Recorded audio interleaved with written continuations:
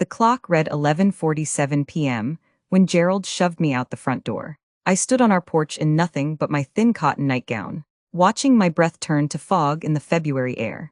My bare feet burned against the frozen wood planks. Behind me, I heard the deadbolt click into place, followed by the chain lock sliding home. This wasn't the first time my husband had locked me out, but something told me it would be the last. I was 62 years old, married for 38 years, and I'd finally reached my breaking point. The temperature was dropping fast, maybe 15 degrees already, and the wind cut through my nightgown like knives. I wrapped my arms around myself and looked at our quiet street. Every house was dark except one. Across the street, a light flickered on in Dashiell Monroe's living room window. My teeth started chattering within minutes. I knocked on the door softly at first, hoping Gerald would reconsider. He'd done this twice before during arguments, leaving me outside for maybe 10 or 15 minutes before letting me back in with a smirk and a warning to watch my mouth. But this time felt different. This time, he'd looked at me with pure hatred when I'd asked him to stop drinking and come to bed. He'd thrown his whiskey glass against the wall, grabbed my arm hard enough to leave marks, and dragged me to the front door. "The neighbors will see you," he'd said with satisfaction. "Maybe that'll teach you some respect." I knocked harder, my knuckles stinging from the cold. Nothing. I could see his shadow moving past the living room window. He was ignoring me deliberately, probably pouring himself another drink. I pressed my back against the door, trying to block some of the wind. My nightgown was already damp from the light snow that had started falling. I thought about our daughter Marin, who lived 3 states away and hadn't spoken to Gerald in 2 years. She'd begged me to leave him after she witnessed one of his rages during Thanksgiving. "Mom, this isn't normal," she'd cried. "He's going to seriously hurt you one day." But I'd made excuses, told her marriage required patience and understanding. Now, shivering on my own porch in the middle of winter, I realized how foolish I'd been. My fingers were going numb. I tried the doorknob one more time. Knowing it was useless, that's when I heard footsteps crunching through snow. I looked up to see Dashiell crossing the street toward me, wearing a heavy coat and carrying a blanket. "Mrs. Finch," Dashiell said quietly, his voice filled with concern. He was maybe 40 years old, a single man who kept to himself mostly. We'd exchanged pleasantries over the years, but never had real conversations. Watching, he didn't look concerned. He looked furious that someone had interfered. Dashiell's house was warm and neat, surprisingly cozy for a bachelor's home. He sat me down on his couch near the fireplace and disappeared into another room. I pulled the blanket tighter around myself, my whole body shaking uncontrollably now. He returned with thick socks, sweatpants, and a flannel shirt. "The bathroom's down the hall," he said. "Get changed and warm up. I'll make tea." When I caught my reflection in his bathroom mirror, I barely recognized myself. My lips had a bluish tint. My skin was pale and blotchy. But worse than my appearance was the look in my eyes. Defeat, shame, exhaustion. I changed into the warm clothes, which were far too big but felt like heaven. When I came out, Dashiell had hot tea waiting and had stoked the fire higher. "Sit close to the heat," he instructed. "We need to get your core temperature up." We sat in silence for several minutes while I warmed up. My fingers tingled painfully as feeling returned to them. Dashiell didn't ask questions, didn't push me to explain. He just sat nearby with his own cup of tea, giving me space to recover. Finally, I spoke. "I'm sorry you had to see that." My voice cracked. He shook his head firmly. "Don't apologize for his cruelty. How long has this been happening?" I wanted to lie, to protect Gerald's reputation and my own pride. But sitting there in borrowed clothes, having nearly frozen on my own porch, the truth just spilled out. "Years." I whispered. "It's been years. Different things at different times. The locking out started maybe 6 months ago. Before that, it was other things." He looked at me with an expression I couldn't quite read. Anger mixed with determination. "Tomorrow," he said quietly, "he's going to regret this. I promise you that." I didn't understand what Dashiell meant, and I was too exhausted to ask. He set me up in his guest bedroom with extra blankets and left a glass of water on the nightstand. "Sleep if you can," he said. "You're safe here." But sleep didn't come easily. I lay in the dark thinking about my marriage, about all the times I'd excused Gerald's behavior or convinced myself things would improve. He hadn't always been like this. The first 10 years were good, mostly, but after he lost his job at the manufacturing plant and his drinking increased, Everything changed. He became someone I didn't recognize. Controlling, mean, sometimes violent. I'd stayed because I'd believed in the vows I'd taken. Because I'd thought love meant endurance. Now I wondered if I'd confused love with fear. Around 3 in the morning, I finally drifted off. My last thought being about Gerald's face in that window, watching me leave. I woke to the smell of coffee and bacon. Sunlight streamed through unfamiliar curtains. And for a moment, I forgot where I was. Then everything came rushing back. The cold, the locked door, Dashiell's kindness. I found him in the kitchen making breakfast. He smiled when he saw me. "How are you feeling?" "Warmer," I admitted, sitting at his small table. "Thank you for everything. You probably saved my life." He set a plate in front of me. Eggs, bacon, and toast. "He might have actually killed you last night." Dashiell said bluntly. "Does he know that? Does he care?" The words hit me hard because they were true. If Dashiell hadn't seen me, if I'd stayed out there all night in that temperature, I could have died from hypothermia. And Gerald had known that when he locked the door. He'd made a choice. Dashiell poured coffee and sat across from me. "I need to tell you something. Mrs. Finch, I'm a retired attorney. I specialized in domestic cases." My hands froze around my coffee cup. "You're a lawyer?" He nodded. "I took early retirement last year after my wife passed away. Needed a change of pace and scenery. But I still have connections, and I know exactly what needs to happen here. Your husband committed a crime last night. In this state, what he did constitutes reckless endangerment and domestic abuse. With the temperature and conditions, prosecutors would take this very seriously." I felt my throat tighten. "I can't." I started to say, but he held up his hand. "Just listen," he said gently. "I'm not telling you what to do. I'm telling you what's possible. But first, there's something else." He pulled out his phone and showed me his security camera footage from last night. It showed everything: Gerald dragging me to the door, shoving me out, me knocking and begging. My visible distress in the cold. The timestamp proved I'd been out there for 23 minutes before Dashiell intervened. "He saved this," I whispered. "I have cameras on all sides of my house." Dashiell explained. "They record continuously and save to a cloud. This footage is permanent evidence of what he did to you." My mind spun with implications. Evidence meant police, courts, public exposure. It meant our daughter would know the full truth. It meant the end of my marriage and the life I'd known. But when I looked at that footage, at myself shivering and helpless on my own porch, while my husband ignored my suffering, something shifted inside me. That woman on the screen deserved better. She deserved justice. "What do I need to do?"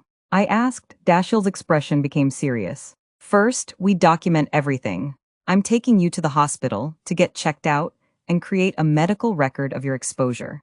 Then, if you're willing, we file a police report. After that, we get you somewhere safe and start legal proceedings.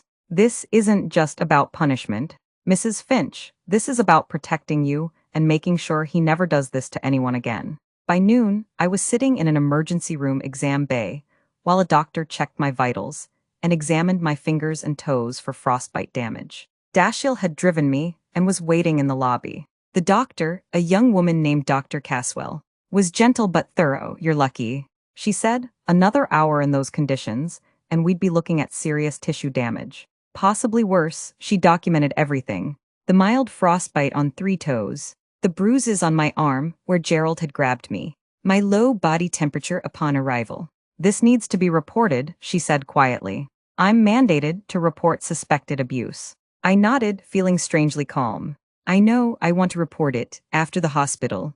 Dashiell drove me to the police station. My hands shook as we walked inside, but he stayed beside me, steady and reassuring. A detective named Opal Hendricks took my statement. She was probably in her 50s, with kind eyes that had clearly seen too much. She listened without interrupting as I told her everything. Detective Hendricks reviewed the video footage Dashiell provided, her expression growing darker with each viewing. "This is one of the clearest cases of domestic endangerment I've seen," she said. "Mrs. Finch, I want you to know we're taking this extremely seriously." She explained that officers would go to my house to arrest Gerald on charges of reckless endangerment, domestic abuse, and assault. Because of the severity and the clear evidence, he'd likely be held without bail initially. A protective order would be issued immediately, preventing him from contacting me or coming near me. Everything was happening so fast. Just yesterday, I'd been living my normal life. walking on eggshells around Gerald's moods but maintaining our routine. Now police were going to arrest my husband. Are you sure you want to proceed? Detective Hendricks asked gently. Once we move forward, there's no taking it back. I thought about those 23 minutes in the cold. About Gerald's face in the window. About Marin begging me to leave. Yes, I said firmly, I'm sure. Dashiell took me back to his house while the police handled the arrest. I couldn't watch. I sat in his living room drinking tea. My phone clutched in my hand, trying to find the courage to call Marin. When I finally did, she answered on the first ring. Mom, her voice was surprised. We hadn't spoken in 3 weeks. Honey, I started, then my voice broke. I told her everything about last night, about the hospital, about the arrest happening right now. There was a long silence, then she said, her voice thick with tears, I'm coming home. I'll be there tonight, don't try to stop me. I won't, I promised. I should have listened to you years ago. After we hung up, I felt both relief and grief washing over me. Relief that I'd finally taken action. Grief for all the years I'd wasted protecting a man who'd never protected me. Dashiell appeared with more tea. Your daughter sounds like she loves you very much. He said, she does, I agreed. I just wish I'd been brave enough sooner. My phone rang an hour later. It was Detective Hendricks. Mrs. Finch, your husband has been arrested without incident. He's been charged and is currently being processed. The protective order is active immediately. She paused, I need to tell you. He made some threats during the arrest. Threatened that you'd regret this. That he'd make sure you ended up with nothing. We've documented everything he said. It actually helps your case. I felt a chill despite the warm room. What happens now? Court proceedings will begin next week. With the video evidence and medical documentation. The prosecutor is confident, but Mrs. Finch, you need to prepare yourself. Your husband is already hiring lawyers. This is going to be a fight. I glanced at Dashiell, who was reading a book nearby but clearly listening. I have help, I told her. Good. Detective Hendricks said, you're going to need it. After I hung up, Dashiell closed his book. I have a colleague, he said, one of the best family law attorneys in the state. She owes me a favor. If you're willing, I'd like to call her. Marin arrived that evening, bursting through Dashiell's door and pulling me into a fierce hug. She was crying and so was I. I'm so sorry, I kept saying. I should have left when you asked me to. She pulled back, holding my face in her hands. You're out now, Mom, that's what matters. She was 34, strong and independent in ways I'd never managed to be. She shook Dashiell's hand firmly. Thank you for saving my mother's life. If you hadn't been there, she trailed off. Unable to finish, Dashiell nodded solemnly. I'm just glad I was awake and watching. The three of us sat together, while I explained everything that would happen next. The court dates, the protective order. The divorce proceedings that would inevitably follow. Marin listened carefully, then said, you're staying with me, I have plenty of room. And you're not imposing on Mr. Monroe any longer. But Dashiell shook his head, actually. I'd prefer she stay here, at least until the initial court hearings are done. Your father knows where you live. Marin, he doesn't know Mrs. Finch is here. And this house has security cameras everywhere. She's safer here. The next morning, Dashiell's attorney friend arrived. Her name was Petra Vance, a sharp-eyed woman in her 50s who radiated competence. She reviewed my case with the efficiency of someone who'd seen similar situations hundreds of times. Your husband is already claiming you left voluntarily. She said that you were having an affair with Mr. Monroe and staged the whole incident to gain advantage in a divorce. My mouth fell open. That's insane. Of course it is, Petra agreed. And the evidence proves it's insane. But this is what he's going with because he has no other defense. She laid out the strategy. We'd file for divorce immediately on grounds of abuse and cruelty. We'd use the criminal case to support the civil proceedings. With Gerald's arrest record now and the video evidence, she was confident I'd be awarded the house, a significant portion of assets, and possibly spousal support. He's going to fight hard, she warned. Men like your husband don't accept consequences easily, but we're going to win. The preliminary hearing happened 5 days later. I sat in the courtroom with Marin on one side and Dashiell on the other. Gerald was led in wearing an orange jumpsuit, his hands cuffed when he saw me, his face contorted with rage. Our eyes met, and I saw the same man who'd shoved me into the cold without hesitation. The judge, a stern woman named Klein, reviewed the evidence. She watched the security footage twice. She read the medical reports. She listened to Gerald's lawyer argue that this was a misunderstanding, that his client had briefly forgotten his wife was outside and didn't intend harm. Judge Klein's expression remained neutral until the lawyer finished. Then she said coldly, "Your client locked his wife outside in 15-degree weather in her nightgown and ignored her desperate attempts to get back inside for 23 minutes. The video shows clear intent and consciousness of his actions." Bail is denied. Gerald's face went white. The charges of reckless endangerment and domestic abuse will proceed to trial.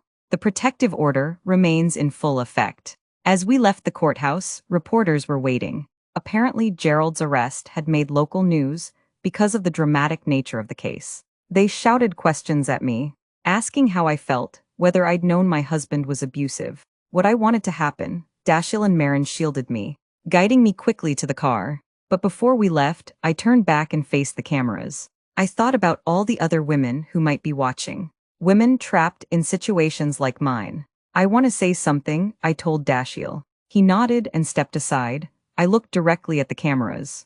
If you're in a relationship where someone controls you through fear, where someone punishes you by taking away your basic safety, it's not going to get better. I wasted years hoping it would. But hope without action is just another form of staying. Last week, my husband nearly killed me. Today, he's facing justice. Tomorrow, I'm starting my life over. It's never too late. The clip went viral by that evening. 2 months later, I stood in front of the house that was now legally mine. Gerald had pleaded guilty to reduced charges in exchange for avoiding trial. He'd received 2 years in prison, 5 years probation, and mandatory counseling. The divorce was finalized. I got the house, the car, and half of everything else. He got consequences. Marin was helping me repaint the bedroom, erasing the memories room by room. Dashiell stopped by frequently, bringing coffee and conversation. We'd become genuine friends through this ordeal. Bonded by that terrible night, sometimes I thought about what would have happened if he hadn't been awake, if he hadn't looked out his window, if he hadn't had those cameras. I tried not to dwell on it. Detective Hendricks told me that 3 other women had come forward after seeing my news interview, reporting their own abuse situations and crediting my courage with giving them strength to act. That meant more to me than any legal victory. My suffering had created a path for others to find freedom. On a warm spring morning, I sat on my porch drinking coffee, the same porch where I'd nearly frozen months earlier. But everything was different now. The house felt like mine, not like a prison I shared with someone unpredictable. Marin visited every weekend. I'd started volunteering at a women's shelter, sharing my story and helping others navigate their own escapes. Dashiell crossed the street with his own coffee cup and sat beside me. "How are you doing?" he asked. "Really doing?" I thought about it honestly. "I'm healing." I said, "Some days are harder than others. But I'm free, and that's everything." He smiled. "You saved yourself. You know, I just happened to have a camera and some legal knowledge." "No," I said firmly. "You promised me he'd be begging. And you were right, not because you destroyed him, but because you helped me find the strength to hold him accountable. That's the gift you gave me." We sat together in comfortable silence, 2 neighbors who'd become allies in the most unexpected way. Tomorrow was uncertain, but for the first time in decades, uncertainty felt like possibility instead of threat. I was 62 years old, and my life was finally beginning. If someone you love makes you afraid, that's not love. If someone who promised to protect you becomes the danger you need protection from, you owe them nothing, not loyalty, not silence, not one more chance. I spent 38 years believing marriage meant enduring anything. I was wrong. Marriage should be partnership, respect, and safety. Anything less is just captivity with paperwork. To anyone watching this who sees themselves in my story, know this: you are not too old to start over. You are not too invested to walk away. You are not responsible for fixing someone who chooses cruelty. The hardest step is the first one, but every step after gets a little easier. Find your Dashiell, someone who sees your suffering and refuses to look away. Find your Marin, someone who loves you enough to tell you hard truths. And most importantly, find yourself again. The person you were before fear became your constant companion. You deserve warmth, safety, and peace. You deserve a door that opens for you, not one that locks you out in the cold. It's never too late to come inside. 3 women contacted Loretta after seeing her story. All 3 successfully left their abusive situations. Gerald served 18 months before parole. He never contacted Loretta again. She still lives in her house. Dashiell still brings coffee. And every winter morning, Loretta steps onto her porch and remembers that surviving the cold made her stronger than she ever knew she could be. Before you go, I need to know something. What hit you the hardest, the betrayal? The moment everything fell apart? The twist you never saw coming? Drop it in the comments right now. And tell me what you want to see next. Medical fraud, family secrets, financial crimes, hidden identities. Your ideas become our next stories. If this story kept you glued to the screen, hit that like button. If you want more shocking true stories that expose the truth, subscribe and turn on notifications so you never miss what's coming next. Thanks for letting me share this story with you. The next one drops soon, and it's going to shake you even harder. See you there.